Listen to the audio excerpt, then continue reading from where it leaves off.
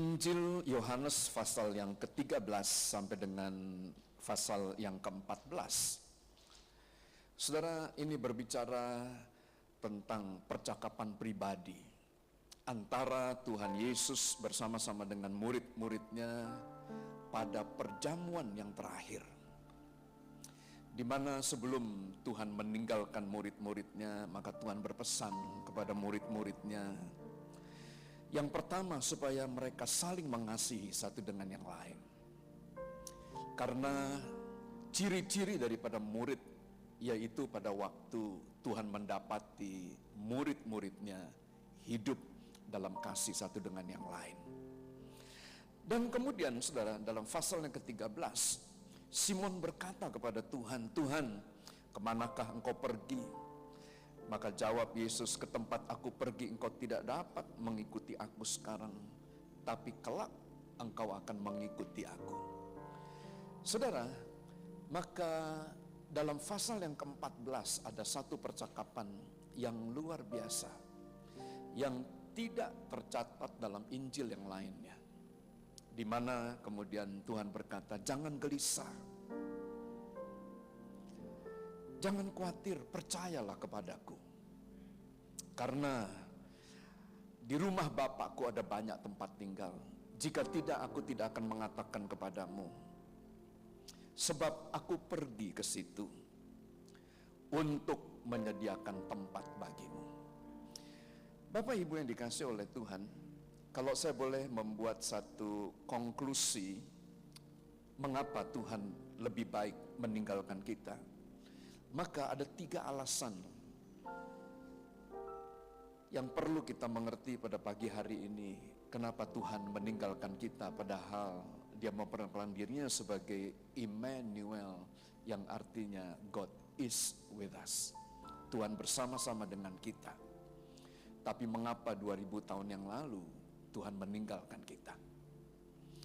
Saudara, alasan yang pertama, karena Tuhan ingin menyediakan tempat bagi saudara, bagi saya, di rumah Bapa yang ada di surga. Dengan kata lain, pada waktu kita akan bertemu dengan maut nanti, maka kita tahu kita punya destiny, kita punya goal, kita punya tujuan. Karena Tuhan mau di tempat di mana Dia berada, di situ kita berada. Dia ada di rumah Bapa yang ada di surga.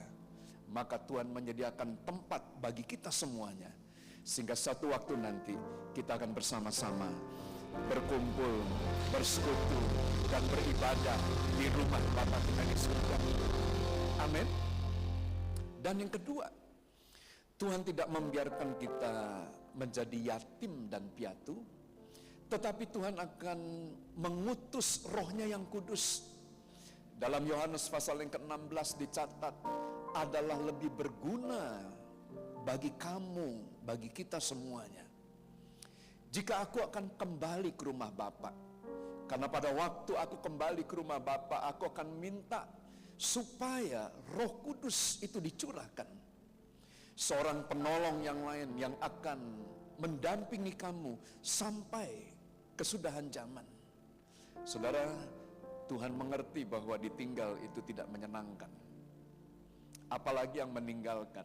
Seringkali istri saya berkata, "Ya, kamu enak karena kamu yang ninggalin. Kita yang ditinggalin ini yang susah." Saudara, kalau saya meninggalkan rumah, nah maka di rumah masih ada anak. Tapi pada waktu saya meninggalkan, maka saya sendirian ada di tempat yang lain. Percayalah, meninggalkan itu jauh tidak nyaman dibanding dengan yang ditinggal. Karena waktu Tuhan meninggalkan murid-murid, masih ada 12 murid yang bersama-sama dengan murid-murid yang lain. Tapi waktu Tuhan meninggalkan, maka Dia meninggalkan seluruh kekasihnya. Saudara yang dikasih oleh Tuhan. Dan yang ketiga, nah ini yang saya mau jelaskan pada pagi hari ini, supaya kiblat daripada ibadah kita bukan ke Yerusalem, tapi kiblat daripada ibadah kita itu ada di surga. Saudara, ini kebanggaan yang dimiliki oleh umat Kristiani, yakni kita tidak memiliki kiblat di kota Yerusalem. Kota Yerusalem, saudara, itu adalah kiblat dalam perjanjian lama. Daniel masih berdoa dengan kiblat ke arah kota Yerusalem.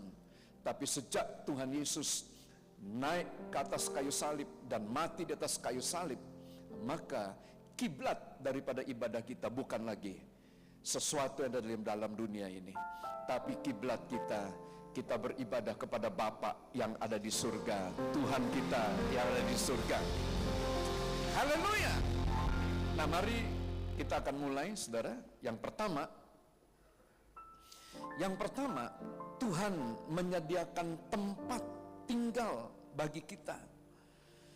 Yakni, saudara, kalau Anda mulai membaca kitab Wahyu, maka Anda akan terkagum-kagum, terheran-heran, dan kita bersyukur. Selama kita masih hidup dalam dunia ini, percayalah, ada di antara kita yang diberkati lebih, dan ada di antara kita yang hidupnya kekurangan. Tapi pada waktu Tuhan menyediakan tempat bagi kita, satu rumah, tempat di mana kita boleh bersama-sama dengan Bapa, maka dicatat, saudara, jalannya terbuat dari emas, temboknya terbuat dari batu permata, pintunya terbuat daripada batu mutiara, dan panjang dan lebar daripada kota yang tercatat di dalam kitab Wahyu yang disebut dengan rumah Bapa. Itu adalah satu tempat yang sangat luas. Saudara, kita kadang-kadang sedih karena kita ditinggalkan oleh orang tua kita. Kita berusaha untuk boleh menyenangkan hati daripada orang tua kita.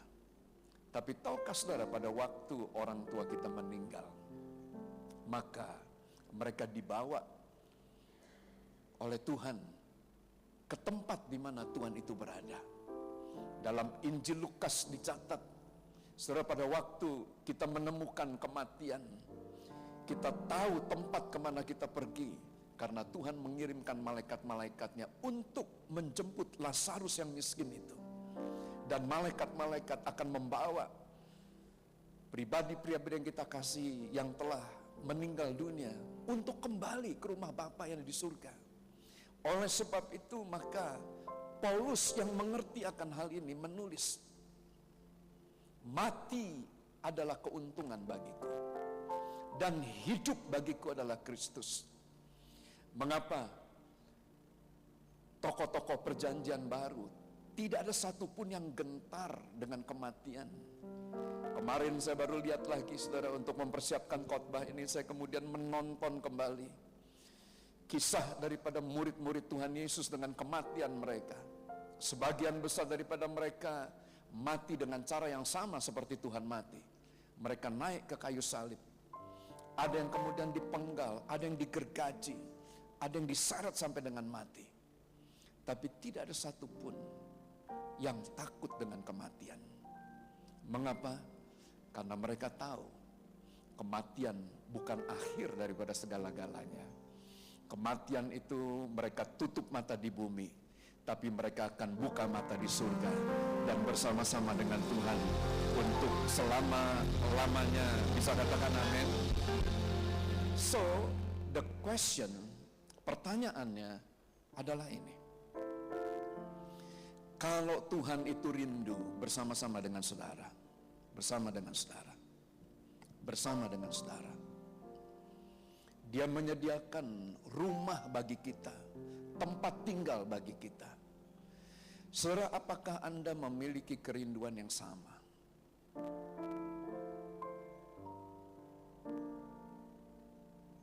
Saya ulang ya.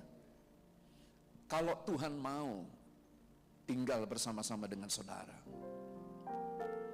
pertanyaannya, saudara mau gak tinggal bersama-sama dengan Tuhan? Saya mau cerita dengan satu kehidupan keluarga. Ini sungguh-sungguh saya pernah ceritakan kepada saudara. Dia seorang yang sangat kaya, yang pernah kemudian saudara dipakai oleh Pak Ali Sadikin untuk membangun jalan-jalan yang ada di kota Jakarta. Pada satu hari dia kemudian di masa tuanya, nah dia diinjili oleh salah seorang sahabat saya. Dan pada waktu kemudian diinjili, maka dia bilang, Nif, sorry Nif, teman-teman Om gak ada yang di surga. Semua teman-teman Om ada di neraka. Oleh sebab itu surga bukan tempat yang menyenangkan buat Om. Karena Om gak punya teman di situ. Saudara Anda lihat, ada orang yang terang-terangan berkata, saya tidak perlu surga. Saudara, kerinduan untuk dekat dengan Tuhan itu bisa dilihat karena Tuhan memberikan perintah kepada orang-orang Israel dalam Keluaran pasal yang ke-25 ayat yang ke-8. Pada waktu mereka keluar dari tanah perjanjian, yang pertama yang diminta oleh Tuhan adalah, kamu harus membuat bagiku sebuah tempat kudus. Mereka tidak mengerti mengapa mereka harus membangun tempat kudus pada waktu mereka baru saja keluar dengan seluruh kekayaan Mesir di tangan mereka. Tapi mereka kemudian harus mengeluarkan kekayaan itu untuk membangun sebuah tempat kudus.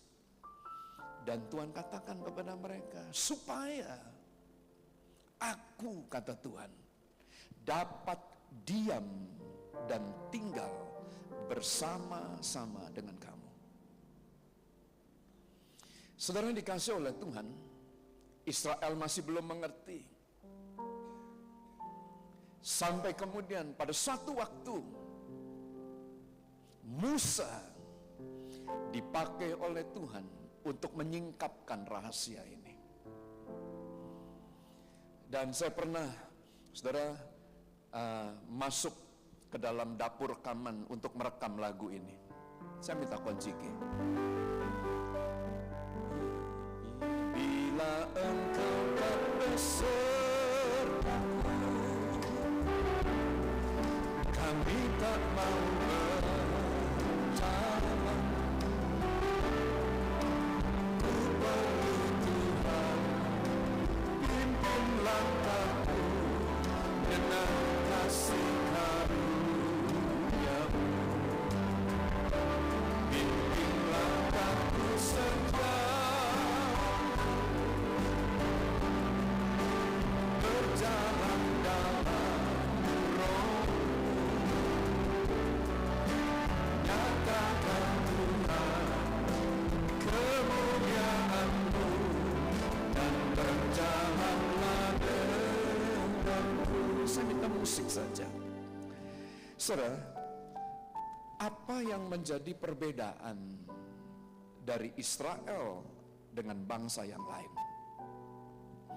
Apa yang menjadi perbedaan antara pengikut Kristus dengan umat yang lain? Bedanya di sini. Israel dibedakan karena Tuhan berjalan bersama-sama dengan mereka. Kita dibedakan oleh karena Tuhan bersama-sama dengan kita. That's it, hanya itu. Kalau Tuhan tidak bersama-sama dengan kita, kita sama dengan yang lain. Kita sama dengan umat yang lain, kita sama dengan orang yang lain, kita sama dengan bangsa yang lain. Tetapi kita akan menjadi bangsa yang terpilih, imamat yang rajani. Oleh karena Tuhan berkenan meninggalkan surga dan Tuhan menyiapkan waktu untuk bersama-sama dengan kita. 30 tahun yang lalu gereja ini gereja yang kecil, gak ada apa-apanya, saudara. Orang-orang di sekitar saya adalah orang-orang yang sederhana. Ada Pak Manik yang mantan pensiunan polisi, yang pangkatnya cuma strip aja, saudara, bukan jenderal. Ada Pak Hombing yang kalau disuruh, saudara, selalu berkata begini, sebentar Pak Pendeta, saya doa dulu. Kalau Tuhan bicara sama saya akan lakukan. Coba Anda bayangkan kalau Anda punya anak buah seperti ini. Pak Hui, nyebut nama saya sampai hari ini aja masih belum bisa. Coba Anda tanya Pak Hui, siapa nama pendeta kamu? Pak Mamang. Gak bisa, Pak Bambang itu gak bisa. Nah yang seperti ini saudara, yang bersama-sama dengan kami. Tetapi orang-orang yang sederhana ini disertai oleh Tuhan. Dan apa yang terjadi? Kalau kita lihat ke kanan dan ke kiri, maka kita mengerti Tuhan itu luar biasa. Memang kita dibedakan, memang kita berbeda. Oleh karena Tuhan bersama-sama dengan kami. Bila engkau tak besertaku, kami tak mau berjalan. Ku perlu Tuhan, pimpin langkahku dengan kasih karunia. Pimpin langkahku setia, berjalan dalam Roh-Mu. Nyatakan Tuhan kemuliaan-Mu dan berjalanlah denganmu. Nyatakan Tuhan kemuliaan-Mu dan berjalanlah denganmu.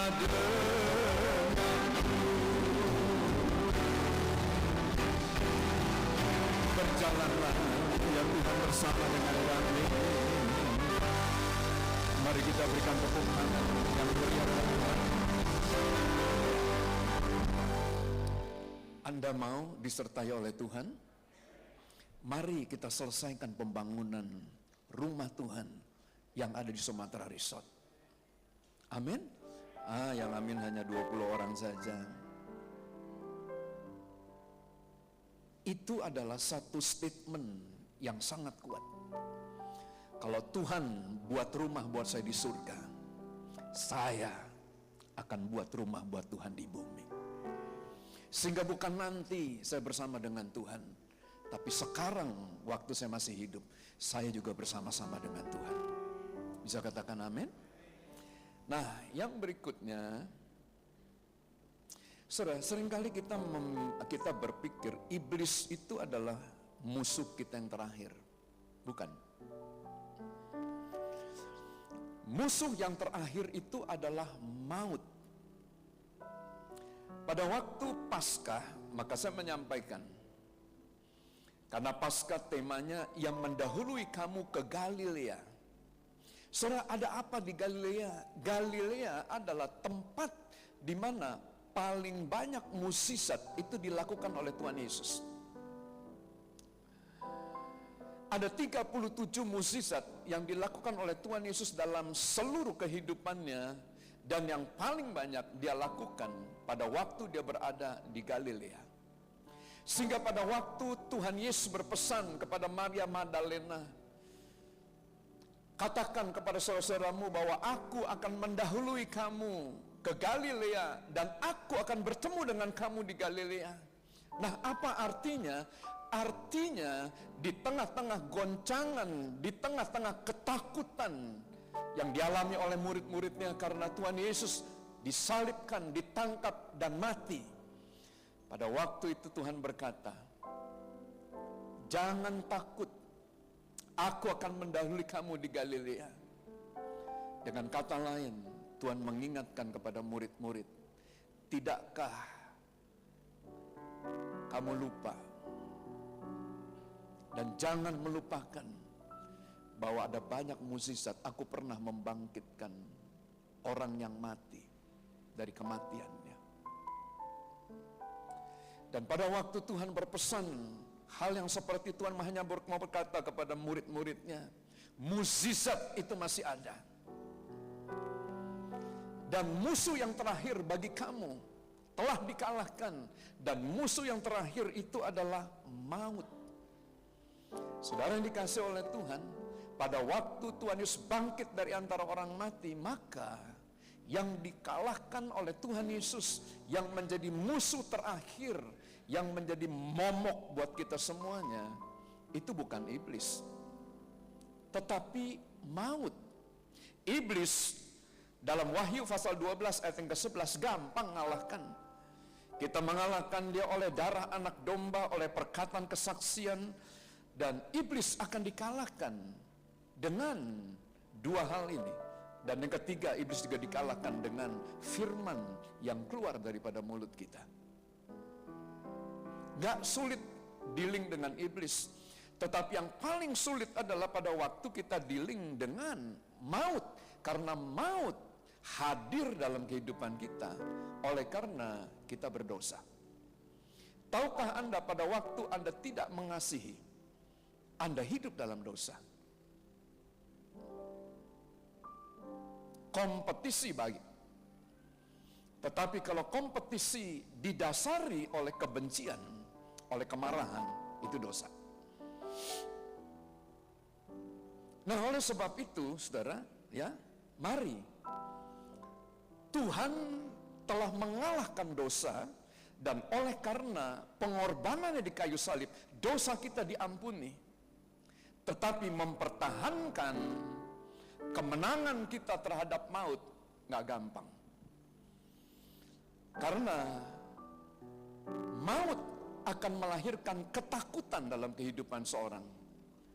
Dan berapa banyak dosa dilakukan oleh karena takut. Contoh, Abraham punya masalah. Kenapa? Karena dia sudah berusia lanjut dan dia masih belum memperoleh seorang anak.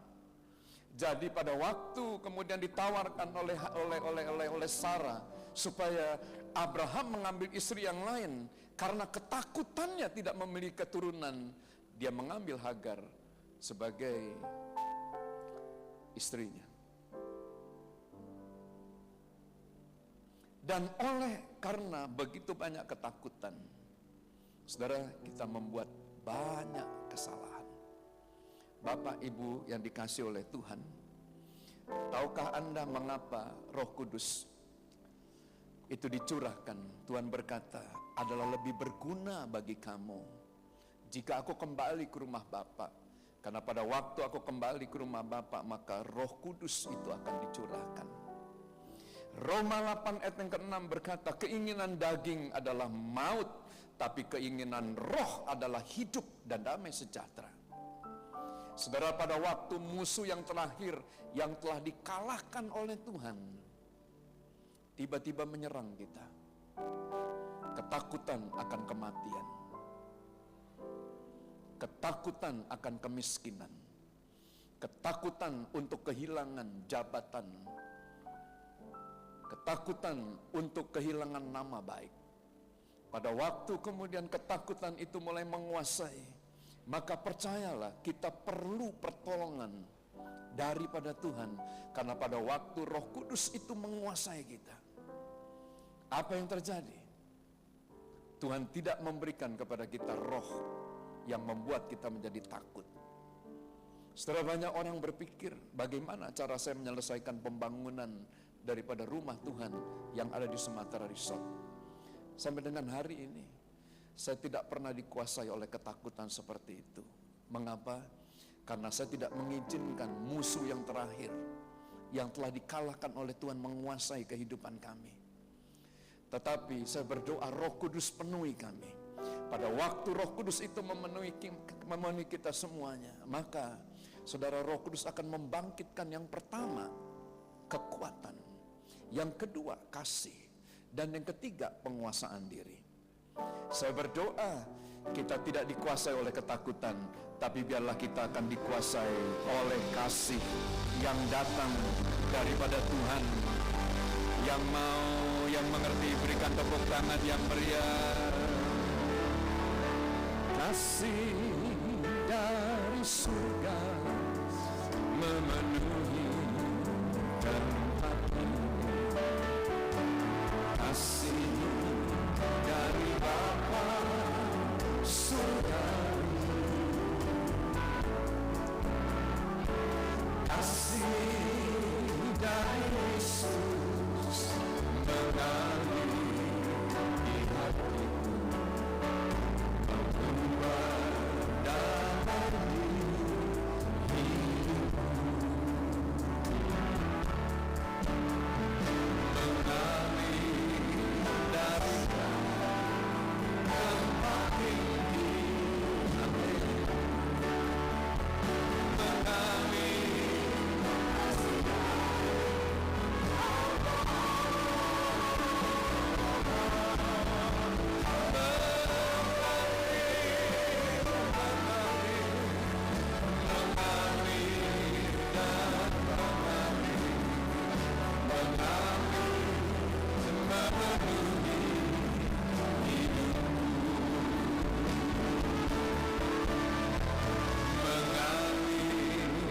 kasih dari tempat ini,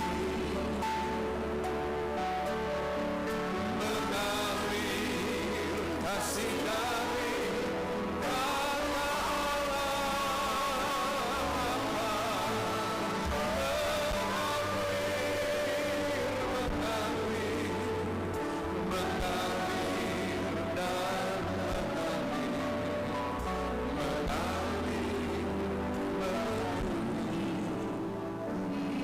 saya minta musik saja.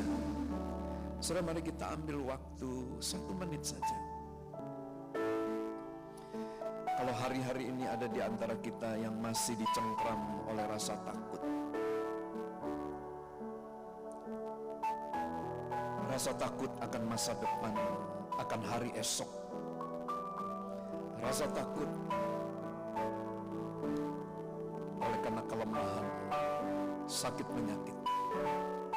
Hari ini Tuhan berkata, jangan takut, karena Tuhan tidak pernah meninggalkan kita yatim piatu. Tuhan mengirimkan seorang penolong yang lain, yaitu Roh-Nya yang kudus. Roh Kudus, urapi kami. Roh Kudus, bangkitkan kekuatan, kasih, dan penguasaan diri. Mengalirlah ya Tuhan, mengalirlah, mengalirlah. Dalam nama Tuhan Yesus, mari bersama-sama mengalir kasih, mengalir kasih dari tempat ini, mengalir kasih dari kata Allah, mengalir,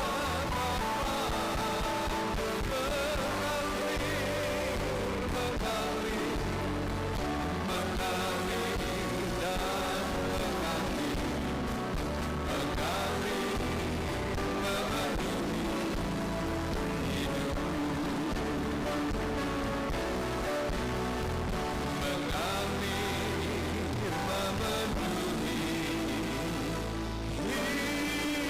memenuhi hidupku.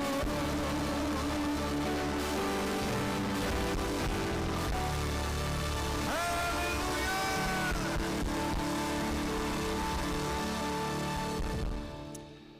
Saya akan tutup, saudara, dengan yang terakhir. Setiap tahun, saudara, maka saya selalu kembali ke kota Yerusalem untuk berziarah. Nah, bukan berarti bahwa kiblat daripada doa kita, kiblat daripada ibadah kita itu ke Yerusalem. Oh tidak, tidak. Nah, mengapa? Oleh karena, saudara, pada waktu Tuhan Yesus itu naik ke atas kayu salib, tirai daripada bait Allah yang memisahkan antara ruang kudus dengan ruang yang maha kudus itu terbelah menjadi 2. Sehingga tidak lagi ada pembatas antara ruang kudus dengan ruang maha kudus. Segala sesuatu yang dulunya tersembunyi, segala sesuatu yang dulunya tabu untuk dilihat oleh orang lain, maka pasca kematian Kristus terbuka. Dan kalau kita lihat lagi dalam Ibrani pasal yang ke-8, pasal 9, pasal yang ke-10, maka di dalam pasal yang ke-10, saudara, apa yang diucapkan oleh Tuhan, yakni di tempat di mana aku berada, aku juga mau. Kamu juga ada di situ. Dan apa yang Tuhan lakukan, saudara, dengan pengorbanannya di atas kayu salib, Tuhan membuat satu jalan masuk yang baru buat kita, yaitu Tuhan menghantar kita untuk masuk ke dalam ruang yang maha kudus itu dengan darahnya sendiri. Sehingga dengan penuh keberanian, saudara, kita diajak oleh Tuhan untuk beribadah bukan dari jauh, bukan dari pekarangan saja, tetapi Tuhan mengajak kita untuk datang mendekat, sehingga kita dapat menyembah Dia. Kata menyembah diambil dari kata mencium. Anda nggak bisa dengan Tuhan kisbai, seperti anak-anak. Tapi arti daripada kata mencium adalah kita meraih tangan Tuhan dan kita mencium tangan Tuhan. Itulah arti daripada kata proskuneo, kata menyembah. Mengapa Tuhan ingin memulihkan pondok Daud yang telah roboh? Karena pondok Daud gak ada yang namanya pelataran, gak ada yang namanya ruang kudus. Yang ada adalah hadirat Tuhan, dan semua yang bukan hanya orang Lewi saja, tapi dari 12 suku boleh datang mendekat. Oleh sebab itu, pada waktu Daud membangun pondok Daud, Tuhan berkata, I have found David, a son of Jesse, a man after my own heart. Aku telah menemukan Daud bin Isai, seorang yang sangat dekat hatiku, seseorang yang sangat mengerti isi hati Tuhan. Dan apa yang ditangkap oleh Tuhan, apa yang ditangkap oleh Daud, Daud menangkap isi hati Tuhan bahwa Tuhan tidak mau jauh dari kita. Oleh sebab itu, saudara, dia meniadakan yang namanya ruang kudus, ruang maha kudus, dan pelataran ditiadakan oleh Daud. Dan dia hanya menaruh tabut Tuhan, dan Tuhan bersama-sama dengan mereka, mereka bersama-sama dengan Tuhan.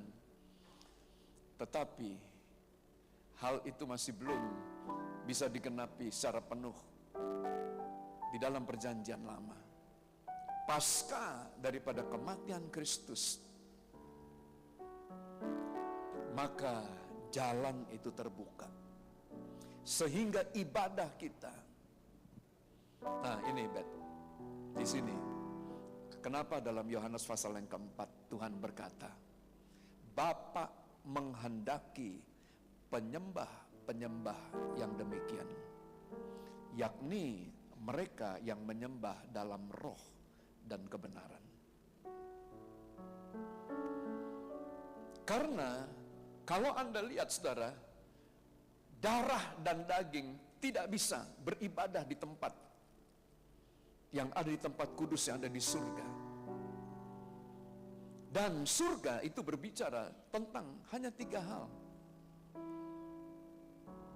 kebenaran, damai sejahtera, dan sukacita dalam roh.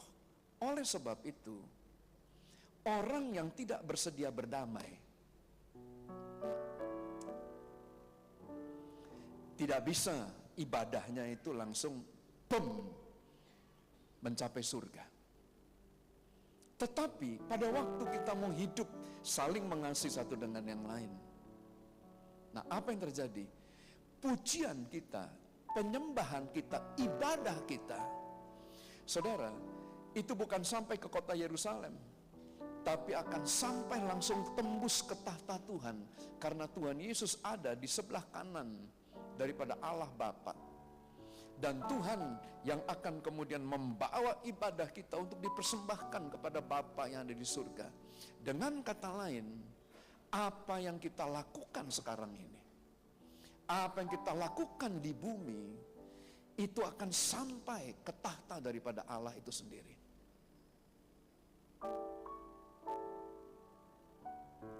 Dan waktu ibadah kita, doa-doa kita sampai ke rumah Bapa yang ada di surga, maka surga akan merespon. Oleh sebab itu Tuhan berkata, damai yang aku berikan tidak sama dengan damai yang ada dalam bumi ini, karena damai yang aku berikan datang dari surga. Dan kekayaan yang diberikan oleh surga kepada kita bukan kekayaan dalam bentuk jasmani, tetapi Anda akan dipenuhi dengan kebenaran, dengan damai sejahtera dan sukacita.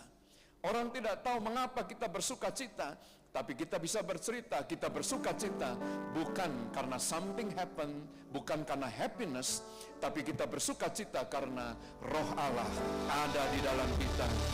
Roh Allah yang akan mematikan perbuatan-perbuatan daging kita. Yang mengerti berikan tepuk tangan yang meriah buat Tuhan.